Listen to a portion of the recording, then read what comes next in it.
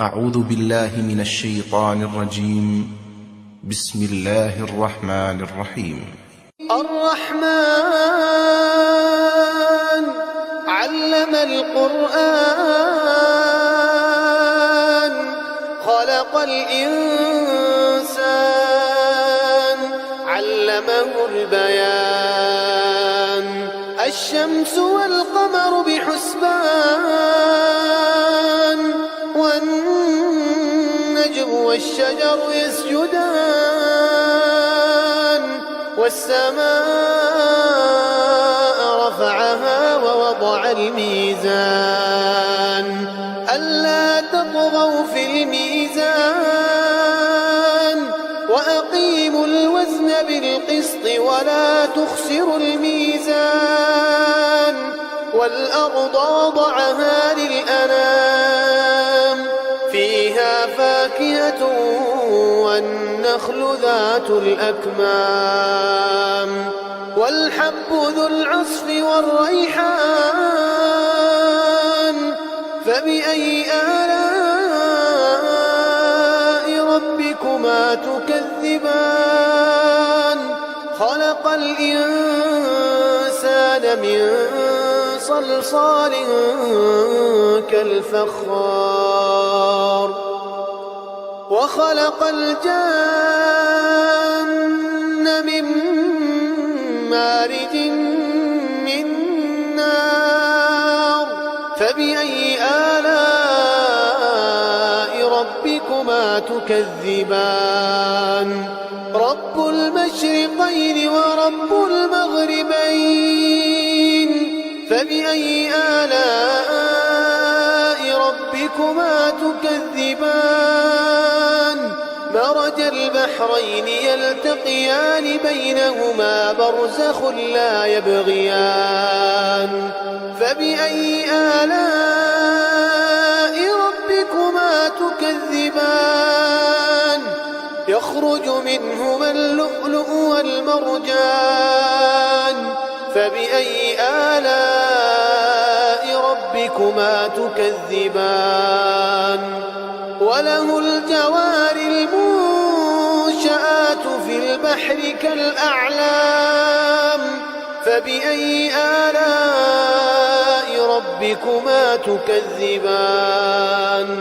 كل من عليها فان ويبقى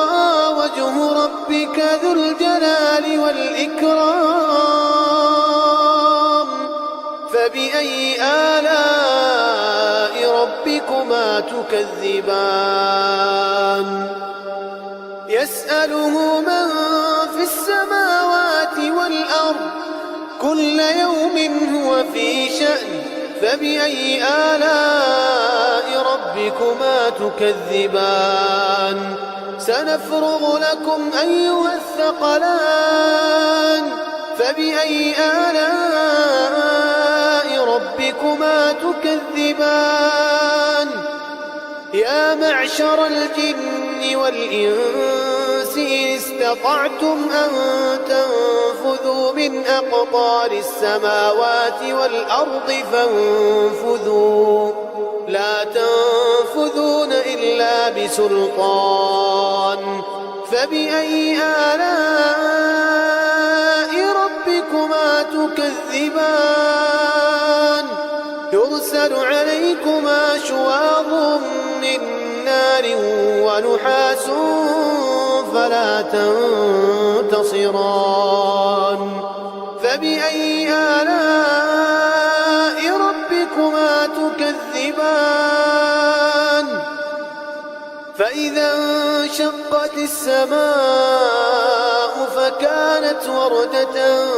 كالدهان فبأي آلاء ربكما تكذبان فيومئذ لا يسأل عن ذنبه إنس ولا جان فبأي آلاء ربكما تكذبان يعرف المجرمون بسيماهم يعرف المجرمون يؤخذ بالنواصي والأقدام فبأي آلاء ربكما تكذبان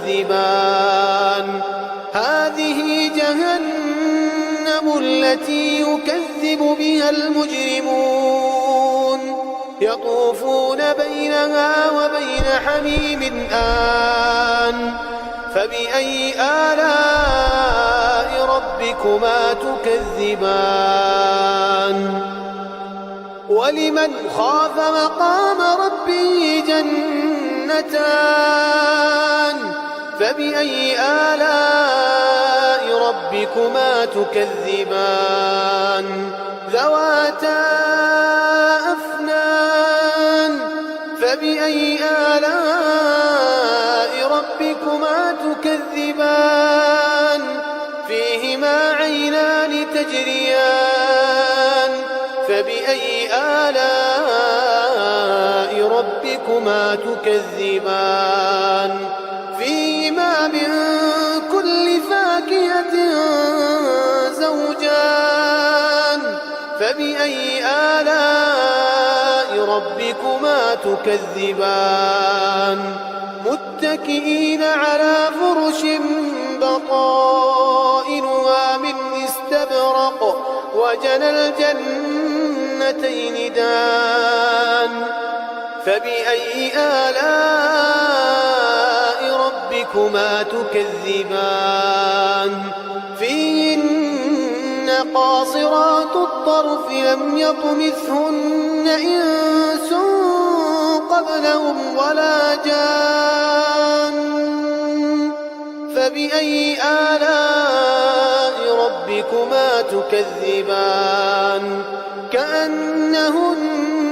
الياقوت والمرجان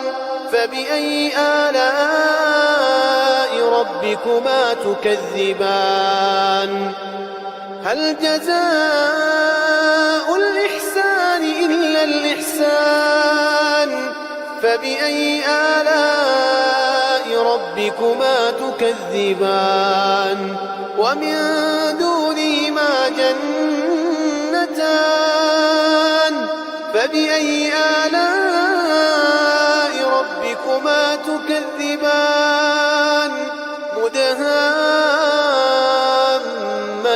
مدهامتان فبأي آلاء ربكما تكذبان فيهما عينان نضاختان فبأي آلاء ربكما تكذبان فيهما فاكهة ونخل ورمان فبأي آلاء ربكما تكذبان فيهن خيرات حسان فبأي آلاء ربكما تكذبان حور مقصورات في الخيام فبأي آلاء ربكما تكذبان لم يطمثهن إنس قبلهم ولا جان فبأي آلاء ربكما تكذبان متكئين على رفرف خضر وعبقري حسان فبأي آلاء ربكما تكذبان تبارك اسم ربك ذي الجلال والإكرام